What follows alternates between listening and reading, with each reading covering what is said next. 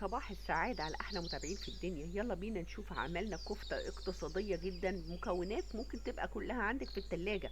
والله حاجة جميلة ومن غير إدام خالص، يا دوب هي دهنة الصينية بس فقط لا غير. اللي عاملة دايت، عاملة حابة تاكل أكلة زي دي صحية جدا جدا ومشبعة جدا، يلا بينا أوريكي عملت كفتة دي ازاي. تحفة جدا. بصي الجمال. يلا بينا نسمي بالله ونصلي على رسول الكريم واقول لك عملت ايه.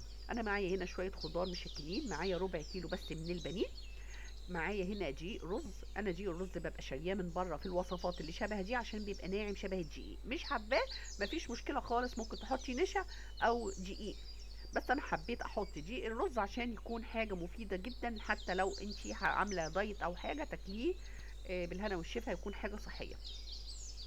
انا هنا حطيت بصله ومعاها الفلفل وضربتها كويس مع البهارات من غير الملح. انا حاطه لك البهارات على الشاشه عشان انا مش محتاجه يكون مملح قوي. الصوص اللي هينزل، العصاره دي اللي هتنزل من البصله والفلفل، مش عايزاها تكون مملحه قوي، بس في نفس الوقت عايزاها تكون متبهره وطعمها حلو عشان انا هصبع بيها الكفته بتاعتي.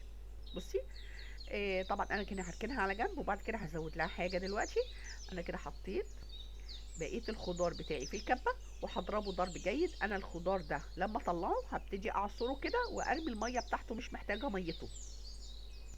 هجيب الكبه تاني وهحط فيها البانيه بتاعي. انا كان عندي ربع بس من صدر الفرخه، يعني ده ربع فرخه بس والله، صدر واحد.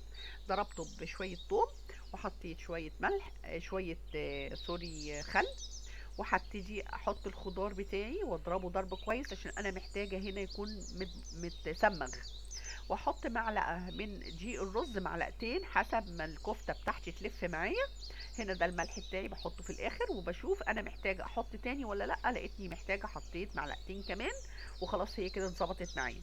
على فكره لو مش حابه تحطي دقيق رز حطي نشا، حطي دقيق زي ما يعجبك. انا هنا كنت عايزه الوصفه تبقى صحيه ما فيهاش لا دقيق ولا نشا. ممكن تتاكل كده من غير لا عيش ولا رز ولا حاجه خالص. بحط هنا معلقه صغيره من العسل الاسود، تحفه تحفه. وحطيت رشه ملح صغيره جدا جدا. وهبتدي اصبع الكفته بتاعتي. انا بعوز ايدي من التتبيله كده واملس عليها بالكفتايه واغطي بيها الكفته كلها. وبعدين هنا معايا شويه فيجيتار اختياري على فكره. الفيجيتار ده ممكن ما تحطهوش، هي طالعه تحفه من غير حاجه. هتقلبي صوابع الكفته كده وهتدخليها الفرن تتشوى، ولا فيش احسن من كده. وربنا يحسن ما بين ايديكم جميعا. اشوفكم على خير في فيديو جديد، ورب الوصفات تكون عجبتكم. ومتنسونوش في اللايك. باي باي.